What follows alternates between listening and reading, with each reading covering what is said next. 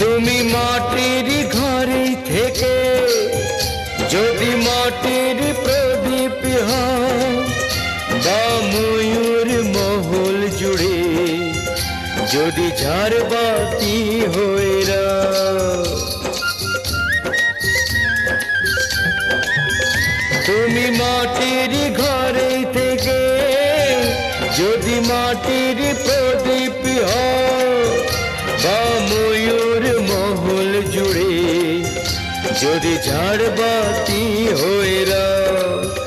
তবু ছড়াতে গেলে